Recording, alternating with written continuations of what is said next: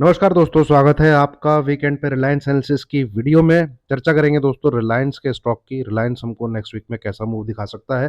8 of April से लेके ये जो वीक स्टार्ट होने वाला है 12 अप्रैल तक का, इसमें रिलायंस को हम प्रेडिक्ट करने की कोशिश करेंगे। चार्ट पे हमारे सामने क्या प्रिंट हुआ है और हम किस प्रकार से उसको नेक्स्ट वीक में ट्रेड के लिए एग्जीक्यूट कर सकते हैं। ठीक है, उससे पहले अब देखें जो हमारी लास्ट वीक की चर्चा थी वो थी ये रिलायंस का चार्ट है आपके सामने। ये मैंने डिस्कस किया था कि ये डॉटेड लाइन जो आपको यहाँ दिख रही है, आप अगर पिछले वीक का एनालिसिस निकाल के देखेंगे 1 अप्रैल से लेके 5 अप्रैल, ठीक है, तो ये जो डॉटेड लाइन आपको दिख रही है ये इस पे रेजिस्टेंस लिया है, इसने एक अच्छा सा रनअप दिया है नीचे। ठीक है, तो अगर ये इसके ऊपर निकलता है तो इस लाइन को छूने के लिए जाएगा, नहीं तो एक साइडवेज करेक्शन देके ये जो सप्लाई जोन है ये वाला, ये रेड लाइन आपको भी खिंची हुई दिखेगी। ये क्या है? 29 सप्लाई नहीं, सॉरी, ये डिमांड जोन है। यहाँ मैंने गलत लिखा हुआ है, सप्लाई डिमांड जोन 2900 से लेके 2930 के बीच में, यहाँ पे। ठीक है, इधर ये सपोर्ट लेगा आके। तो हमारे सामने क्या प्रिंट हो रखा है अभी चार्ट पे, उसको एक बार देख लेते हैं। ये देखिए, ऊपर से ये डॉटेड लाइन रिजेक्शन लिया, ये मूव इसने प्रिंट के बनाया। लो कितना बनाया? 2900। वहीं से इसने डिमांड भी क्रिएट होती हुई दिखी हमें, और 2930 तक भी ये ऊपर की तरफ गया। तो ये है दोस्तों एनालिसिस। आपने मूव जो है पैटर्न पे, चार्ट पे जो पैटर्न बना हुआ है, चार्ट पे जो प्रिंट हो रखा है कि हमको नेक्स्ट वीक में कौन सा मूव देखने को मिल सकता है ना। तो उसको एनालिसिस करके, एनालिसिस करना अलग चीज है, कर लिया मैंने एनालिसिस, भाई ये मेरा एनालिसिस है कि ये डॉटेड लाइन है, इसको क्रॉस नहीं करेगा तो हम ये एक मूव देख सकते हैं। और अगर ये हाई को काट देता है, यही चर्चा की थी मैंने नेक्स्ट वीक में, कि ये हाई जो बना है फ्राइडे को उसको काट देगा तो ये ऊपर की तरफ जा सकता है। ये तो एनालिसिस हो गया। अब एज ए ट्रेडर मुझे इसको ट्रेड कैसे करना है, that is the important thing. ठीक है, ये चीज बहुत आसान है। ठीक है ये चीज बहुत मुश्किल है। ये चीज आप कह लीजिए 90% लोग कर लेंगे, ये चीज 10% लोग कर लेंगे। बहुत फर्क, और यही कारण है एनालिसिस, एनालिस्ट होने में, ट्रेडर होने में बहुत फर्क है। ठीक है, तो उसके लिए मैं यहाँ पे आपको समझाता हूँ। गलत होने से मत डरो, गलत तो सब होंगे, गलत तो भगवान आगे ट्रेड करेगा वो भी होगा। गलत अगर आप हो गए हो तो आप कितनी जल्दी सौदा काट के निकल रहे हो, that is the important thing. ठीक है, अब इसी उसमें चलिए, जो ये वीक बना है कैसे था? अगर ये हाई ब्रेक होता, ये आपका लास्ट फ्राइडे का हाई है, मतलब लास्ट वीक का हाई है, ये अगर हाई ब्रेक होता, ये हाई कितना था, तो हमको बुलिश ट्रेड लेना था। ठीक है, ये देख, थोड़ी सी लर्निंग हो जाएगी। 3009 के आसपास या 3010 के आसपास ये ब्रेक होता तो हम इस लाइन तक के लिए ट्रेड लेते। 3050 मुझे अच्छे से याद है, यही मैंने आपके साथ डिस्कस किया था। अगर आप जाएंगे तो ये देखिए, यहाँ पे कहीं पे दिखेगा।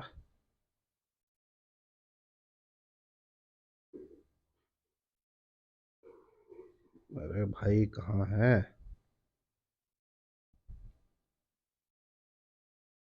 ये इस फ्राइडे को ब्रेक करने के बाद ही ये मतलब इस हाई को ब्रेक करने के बाद ही ये ऊपर की तरफ जाएगा।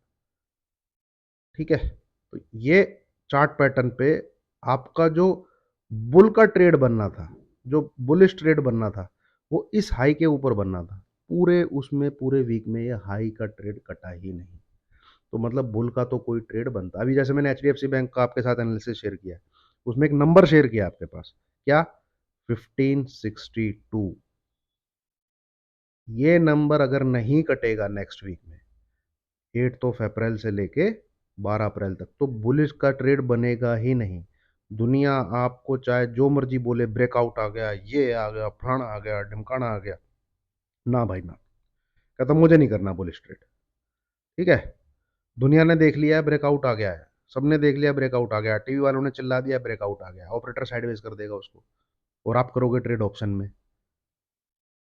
ठीक है, अब एचडीएफसी बैंक ऐसा भी मूव दे सकता है, ये भी तो भाई बहुत बढ़िया तेजी हुई है ऐसा। इसके लिए भी मैंने आपके पास नंबर शेयर किया है। क्या नंबर शेयर किया है? 1520 के आसपास आप उसमें एक बार बाई का ट्रेड ले सकते हैं। S L, any closing below 1500। या चलिए 1498 का नंबर भी स्क्रीन पे आ जाए तो निकल जाइएगा। ठीक है, सेम सेम ही आपका ऐसा ही रिलायंस ने किया है। ठीक है, ये मैंने इसका सप्लाई जोन मार्क किया आपके लिए 2930 से लेके 2900, इसके बीच में आपको यहाँ पे बाइंग करनी थी। जो लास्ट वीक का एनालिसिस है, जस्ट उसको मैं रिवाइज करा रहा हूँ। चलिए ज़्यादा टाइम वेस्ट नहीं करते हैं, नेक्स्ट वीक के लिए हम इसको समझते हैं। तो इन एनी केस आप कहीं से भी कुछ भी करें, कहने का मतलब ये है कि एसएल को प्रॉपर रिस्पेक्ट देनी है, कट गया निकल जाइए। ठीक है, और ऑप्शन का ट्रेड कब लेना है भाई, उस ऐसे नहीं होता कि आप ऑप्शन का ट्रेड ऐसे ही कहीं भी ले लीजिए कि बुलिश है H D F C bank में ऑप्शन का ट्रेड ले लो। ऑप्शन का trade H D F C bank में 1562 के क्रॉस होने पे ही लिया जा सकता है। अगर वो रिट्रेसमेंट देता है नीचे की तरफ, यहाँ पे ऑप्शन का ट्रेड नहीं लिया जा सकता उसमें। ये रहेगा ऐसे ऐसे ऐसे ऐसे ऐसे ऐसे, आप लेके बैठे रहोगे। ऑप्शन जब ही लिया जाए जब या तो ब्रेकआउट हो या ब्रेकडाउन हो। सपोर्ट और रेजिस्टेंस पे ऑप्शन का ट्रेड नहीं लिया जाता, ब्रेकआउट और ब्रेकडाउन पे लिया जाता है। अब आ जाते हैं रिलायंस। थोड़ी सी लर्निंग और हो गई आपकी। देखिए, एक और मिनट लूंगा आपके फायदे के लिए। ये क्या होता है रेजिस्टेंस, ये क्या होता है सपोर्ट। अब मान लीजिए आप एक ऑप्शन ट्रेडर है, ठीक है, मान लीजिए, ठीक है, तो स्टडी क्या बोलती है कि रेजिस्टेंस पे सेल करो, मतलब यहां पे आपको सेल का ट्रेड लेना है, और सपोर्ट पे आपको क्या करना है बाय का ट्रेड लेना है। अब एक बात बताइए, अगर यही चीज दुनिया में रहनी है तो कभी ब्रेकआउट आएगा ही नहीं, मतलब कोई स्टॉक का प्राइस ही ऊपर नहीं बढ़ेगा, है ना। मतलब कोई, मान लीजिए एसबीआई है, वो अभी कितना 750 का शायद रेजिस्टेंस लेता है, 750 पे सेल करते रहो, 700 पे बाय करते रहो, 750। तो भाई दुनिया में एसबीआई तो फिर आगे कभी जाएगा ही नहीं, अगर रेजिस्टेंस पे सेल, सपोर्ट पे बाय। तो इसमें गड़बड़ी क्या करते हैं, गड़बड़ी ये नहीं करनी है कि मतलब यहां पे आ गया तो मैं यहां पे 750 का पुट ले लूं। नहीं नहीं नहीं नहीं नहीं, यहां पे आ गया तो 700 की कॉल ले लूं। ऑप्शन ट्रेड ऐसा नहीं, आप फ्यूचर कर सकते हैं, ऑप्शन नहीं कर सकते। हो सकता है वो 745 पे रुक जाए, हो सकता है वो 742 पे रुक जाए, हो सकता है वो 730, आप लेके बैठे रहोगे। ऑप्शन में कब एंट्री लेनी है, ऑप्शन में जब एंट्री लेनी है, यहां आपको कॉल साइड में एंट्री तब लेनी है जब 755 के आसपास ये क्रॉस होता हुआ दिखे, मतलब ब्रेकआउट। ऑप्शन का भाई, जो ऑप्शन जब ही हिलते हैं जब वॉल्यूम क्रिएट होती है। वॉल्यूम कब क्रिएट होगी, वॉल्यूम यहाँ ब्रेकआउट में क्रिएट होगी। मान लो 755 कट गया, नीचे 1-1.5% का एसएल डालो और फिर बाय करो, ये जाएगा फिर 765, 770, 775, तब आपका 1 से 2 दिन में पैसा बन जाएगा। ऑप्शन का ट्रेड 6-7 दिन रखने का नहीं होता, मैक्सिमम 2 दिन 3 दिन। ठीक है, और क्या ऑप्शन का ट्रेड बन सकता है, जब ये नीचे की तरफ टूटे, 695 को तोड़े, तो वॉल्यूम क्रिएट होगी। क्यों, क्योंकि यहां से फिर ये अपने राइटर भागेंगे पुट वाले, एसेट डाल के 1 से 1.5% का, फिर ये दिखाएगा आपको 680 675 के नीचे। 1 से 2 दिन, 2 से 3 दिन बस। ऑप्शन का ट्रेड हमेशा ब्रेकआउट और ब्रेकडाउन, उसके बीच में घुसोगे नंगे हो जाओगे, हिलेगा ही नहीं प्राइस, आप देखते रह जाओगे। ठीक है, इसलिए 90-95% लोग ऑप्शन में वो क्या कहते हैं लॉस करते हैं। मैं तो देता ही नहीं ऑप्शन के ट्रेड अपने ग्रुप में, देता भी हूँ तो हीरो जीरो कुछ करके छोटे मोटे 6-7 हज़ार 8 हज़ार, और स्टडी बेस भाई, स्टडी है उनमें। ठीक है, चलिए एक्सट्रीमली सॉरी, बट मुझे लगा मुझे बताना चाहिए तो बताया। अब रिलायंस के एनालिसिस पे हम वापस आते हैं, और उसको देखने से पहले ये एक बार डिस्क्लेमर है दोस्तों, इसको जरूर देखिए, पढ़िए, लिखिए, समझिए। इसको पढ़ने लिखने समझने के बाद ही आप मेरी वीडियो पे आगे बढ़िए। अब आ जाइए इस क्या कहते हैं रिलायंस के। अब जैसे मैं रिलायंस की बात करूं, ऑप्शन का ट्रेड आपको, भाई इसमें ऑप्शन का ट्रेड दो ही प्रकार से बनता है। क्या, अगर ये 2900 को ब्रेक कर देता है तो इसमें पुट का ट्रेड बन सकता है। और इसमें कॉल का ट्रेड कब बनेगा, अगर ये 3010 को ब्रेक कर देता है तो इसमें कॉल का ट्रेड बनेगा। इसमें बीच में कहीं से भी ऑप्शन का ट्रेड नहीं बनेगा। हो सकता है बेनिफिट ले लो, हो सकता है आपको फायदा हो जाए बीच में ऊपर नीचे करने पे, पर भाई जो, अगर आपको एक्यूरेसी इंक्रीज करनी है ना, कि मुझे ऑप्शन के ट्रेड में बेनिफिट लेना है, तो आपको कुछ चेक बॉक्स होंगे जो टिक करने पड़ेंगे और ट्रेड को अवॉइड करना पड़ेगा। समझ गए? अगर आप ट्रेड को अवॉइड करना नहीं सीख सकते, प्रॉफिट को छोड़ना नहीं सीख सकते, तो आपको लॉस ही होगा। ठीक है? प्रॉफिट छोड़ना सीखिए तो लॉस नहीं होगा। ठीक है? अब रिलायंस क्या कर सकता है? देखिए, रिलायंस ने समझिए पहले एक तेजी दिखाई। ठीक है? ये गया ऊपर, तो यहाँ से पूरा करेक्शन लेके नीचे की तरफ आ गया। लो कितना बनाया इसने? कुछ विंडफॉल टैक्स वगैरह की भी न्यूज़ थी। बढ़िया लो बनाया इसने 2900 का। फिलहाल CMP है इसकी 2920। ठीक है? तो मैं इसको यही बोलूँगा, आपको इसको अवॉइड करना है नेक्स्ट वीक के लिए। इसमें बाय का ट्रेड नहीं बनता, ये साइडवेज रहेगा। 2940 जा सकता है, 2950 जा सकता है। इसमें कुछ ज़्यादा ही बड़ी तेजी आई, ये वाला मूव तभी आ सकता है जब ये इसको काटे। ठीक है? हाँ, इसमें सेल का ट्रेड बन सकता है अगर ये नीचे की तरफ इस लेवल को तोड़ देता है। Positional sell. ठीक है? Positional sell. अगर ये 2880, मैं 2900 की बात नहीं कर रहा, 2900 ब्रेक होता है, आप पुट लीजिए, एक दो दिन में खत्म कर दीजिए। 280 2875 आपको देखने को मिल जाएगा, आपका ऑप्शन ऑप्शन हिल जाएगा।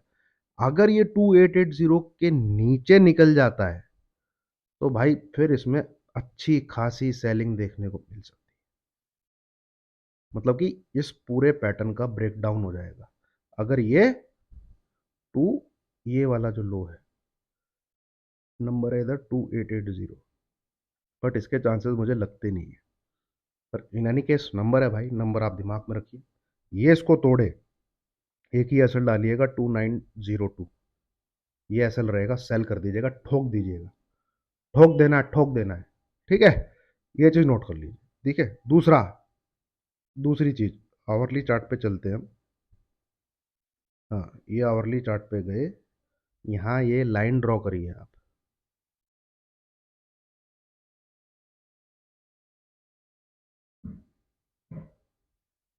ये अगर इसके ऊपर निकलेगा, ठीक है, तो ये निकल के आता है नंबर 2940।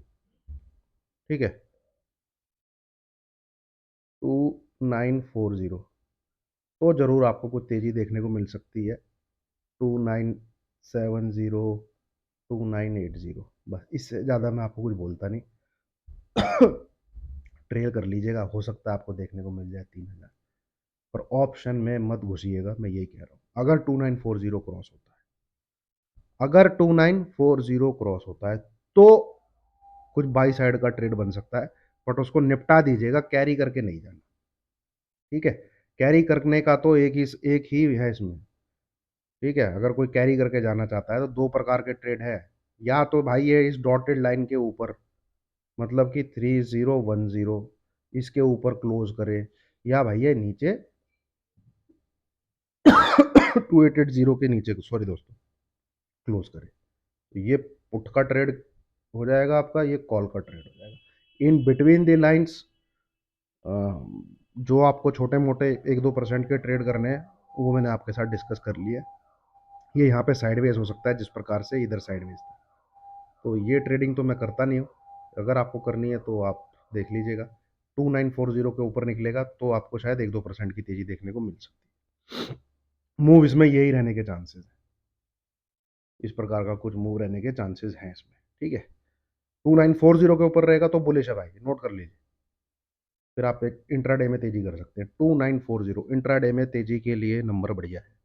2960 दिख जाएगा, 2970 दिख जाएगा, और ज़्यादा बहुत बढ़िया मार्केट रहा तो 2980 दिख जाएगा।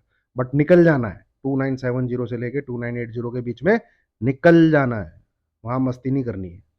ठीक है? उम्मीद है आपको वीडियो अच्छी लगी होगी, काफ़ी लर्निंग थी इस वीडियो में। ठीक है? जो मुझे समझ में आता है छोटा मोटा, अगर आपको ठीक लगता है तो मैंने बताने की कोशिश की है। ठीक है? मेरा मेन फोकस यही रहता है कि कैसे अननेसेसरी ट्रेड से बचा जाए, अननेसेसरी चीज़ों से बचा जाए।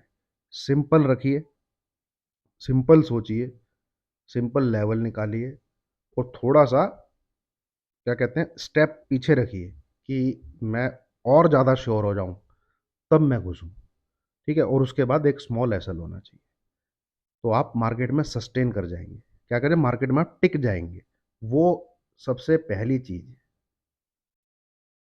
ठीक है, ये चीज जरूरी है। बाद में प्रॉफिट लॉस आता है यार, यही चीज नहीं कर पाओगे तो कहाँ से प्रॉफिट, कहाँ से लॉस ही होगा फिर तो इस पे फोकस करना है। ये पहली चीज है। प्रॉफिट लॉस दूसरी चीज है। ठीक है, ये करने के लिए क्या है, ये करने के लिए आपको चीज़ों को अवॉइड करना सीखना होगा कि मुझे किन किन चीज़ों को छोड़ना है। ठीक है, और छोड़ना इतना आसान नहीं होता है, तभी इतने लोग लॉस करते हैं। चलिए, थैंक यू वेरी मच।